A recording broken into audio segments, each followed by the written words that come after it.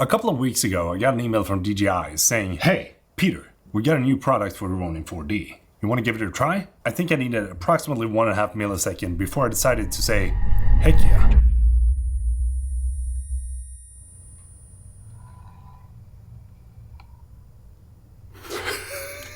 It's like a little... Oh, min lilla Olle.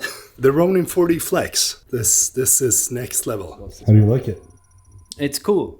It's I've never seen anything like it. So super cool. It is so weird. Yeah, it's weird and cool. I guess it's kind of safe to say that the weirdest camera on the market just got a little bit weirder. Tommy, Yes. we had initial impression. Walk around for a little bit. Wow. This is pretty nuts. Yeah. It's like a super small gimbal with super high quality. This is a full frame lens with the DJI Zenmuse X9, and the Ronin 4D is in the backpack, which is sick. I can do a moving dolly zoom. Wow. Wow. I'm gonna do sort of like a swooping shot of the studio, and this is gonna be it. We're gonna shoot at 25. It's not gonna be slowed down. We're gonna start right here, and then we're gonna punch out all the way out to the next room. Here we go.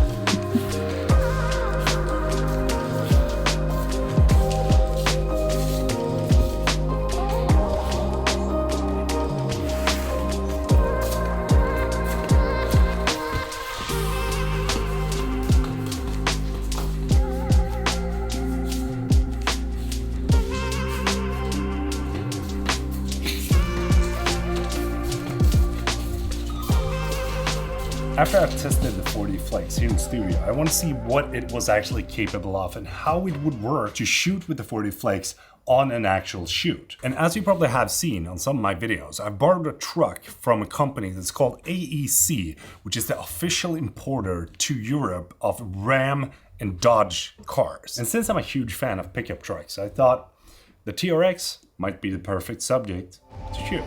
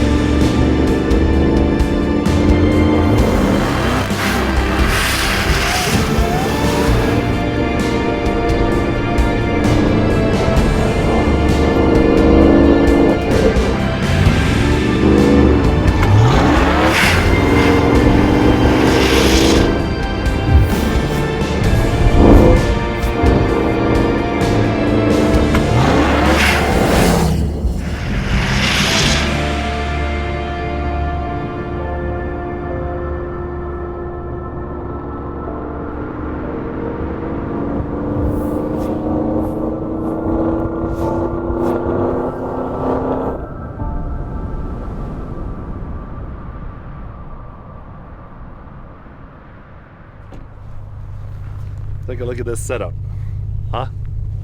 Camera's in the back, extension cord, swinging out, getting a couple of cool shots. This is gonna be so freaking cool because I'm gonna hang out from this window with this to shoot that car.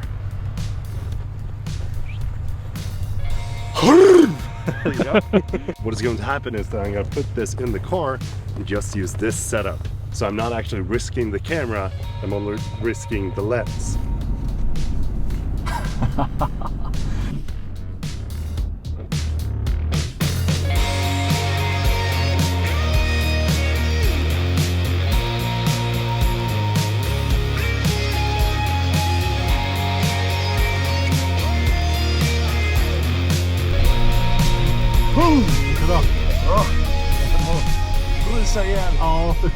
The Ronin 4D extension is making it very intuitive and very fun to use because it's not that heavy. As I said, you know, when you throw it out of the window, you're not risking your entire camera. It's more so an extension system together with the lens. I love the fact that DJI is kind of planning for the future with their products because it feels like this was in the works before they even dropped the Ronin 4D. And just to show you a little bit of a curiosa, as they say, this lens is a 35mm f2.8 lens. And it was released for the Inspire 2 and the Zenmuse X5 camera. And the cool thing here is that this lens is a full frame lens, but the Zenmuse camera on the Inspire 2 is an APS-C camera. And the camera that you got on the Ronin 4D is the Zenmuse X9, which is a full frame camera. So even though these lenses were released multiple years ago, they still work to this day because they are full frame lenses and work on the new cameras like a charm. Talking about lenses, DJI is actually dropping a new one, the 17-28 T3.0 full frame lens with a power zoom. This lens is actually kind of interesting because it reminds me a whole lot of the Tamron 17-28 because you have the 0.19 meters close focusing distance when you're at 17mm. I'm gonna drop here for everyone that is wondering how far that is in inches. Looking at you, USA. And when you go up to 28mm, you have to take a little bit of a step back because then you only have 0.26 meters of close focusing distance. But this lens is way lighter than 1635 GM lens that I'm usually using whenever I'm shooting with this camera. And yes, you do have interchangeable lens mounts on the Ronin. And even though this lens is great, it's the new one, the 17-28. Got some really good shots with that. We still want to maintain sort of like an interest in the video, because if we were to shoot everything with this, then that would feel kind of like enformigt in svenska. It wouldn't give you the same kind of interest as we would like to have. So we're switching it up. We're putting on the 7200 on the 4D, and I'm actually going to remove the handles this time around. This is going to be the setup that I'm shooting with. And now we can take and lock the gimbal right here, so I can hold the camera like so and adjust, get a cool shot. That's sick. Sjukt. Fan vad nice. It's just stopped. You know what I'm thinking about when I'm seeing this? Top Gun Maverick. Have you seen that movie? It's a great film. You should definitely look at it. But what they did there was that I have sort of similar extension cables, but for the Sony Venice cameras. And they put it into the cockpit of the jet planes and then shot it like in the actual plane. But they couldn't fit a big Sony Venice camera in there, so they had to find a solution. And now DJI is bringing basically the same thing. Ta-da!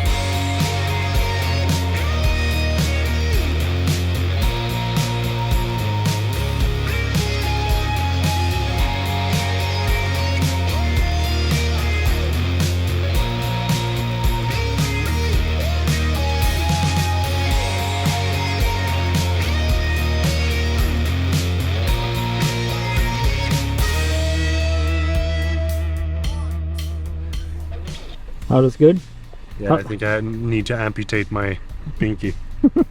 It hurts. Not only do you have Sony and Panasonic lenses that you can use, but DJI is also dropping a new lens mount. They are joining the L-Mount Alliance. So if you're having Leica lenses, you're going to be able to mount that onto the Ronin now as well. One of the key things with this lens that makes it so unique is the power zoom. You see that? The zoom of the lens is controlled with this wheel, which I love because that allows you to be very precise whenever you're shooting with it. And it definitely makes the entire thing very intuitive because you have all the different settings that you have in the Ronin 4D, but at this setup. When it comes to the autofocus on this lens, it works flawlessly. Check this out, how good it is to actually track my face. I'm using LiDAR right now. And if I turn track on, this is all of my favorite.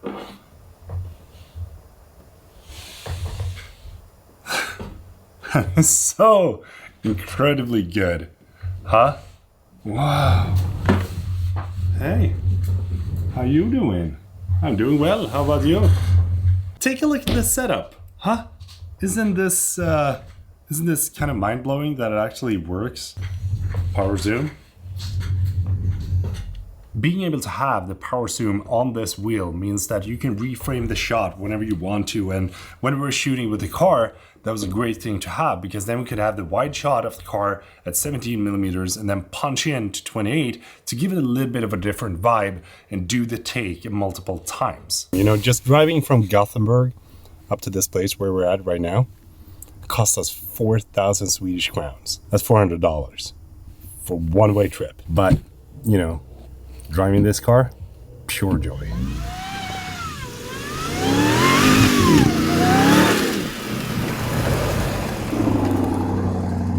I'm gonna try to grab some shots of the TRX, like top-down shots. Can't do that with an FPV, and I wanna make sure that we have enough shots to kind of make the video feel interesting, even though we do the same thing, because the car is basically just gonna drive. Mixing up the different shots is gonna be the way to go, I think, because then we are gonna have the, you know, the feeling of the car is driving in the snow, and then it goes to a brighter environment, and then all of a sudden it just stops.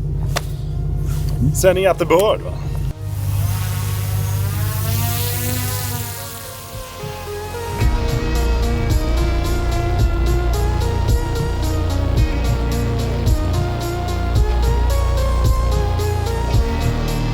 I don't know why, but whenever I'm flying FPV, I'm feeling nervous.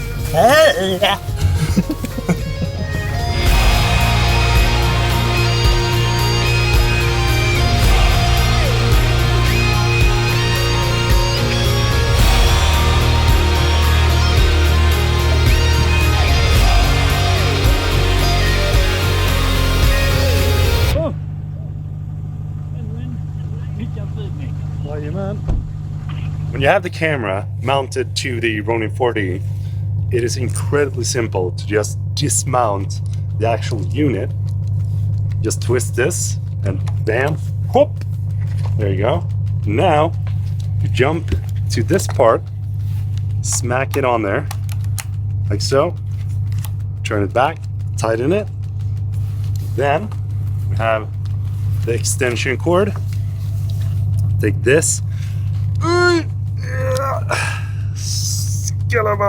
so grab the camera unit, red against red, and lock it into place. Bam, ready to go. How long did that take? Like 35 seconds? As a solo operator, there's probably not going to be any sort of better options that you can get if you want to have all in one kit, because the 40 together with the 40 Flex is going to allow you to get those shots that you otherwise couldn't get with a bigger cinema camera. I mean, like, you could put it on your shoulder like that. You could hide it in a corner. You can mount it on a car. It's a sick setup. Kind of boggles my mind how far technology has come and how good of an era we are living in when it comes to creating content, and that things like this actually exist. Thank you, DJI, for innovating stuff and creating super cool stuff for creators that we can use to enhance our creativity even more. If you want to learn how to edit, sort of like the short sequence that you saw in the beginning of this video, you should definitely sign up for my Final Cut Pro course. It's an editing course, it's not a filmmaking course, but editing is probably more important than actually filming stuff. I'm gonna drop a link in the description, check it out. I'm gonna drop a link in the description to this as well. Drop a comment, because this deserves a discussion. Mind blown. Thanks so much for watching. Don't forget to subscribe. That'd be highly appreciated. Peter from Sweden is saying goodbye. I will see you in the next video.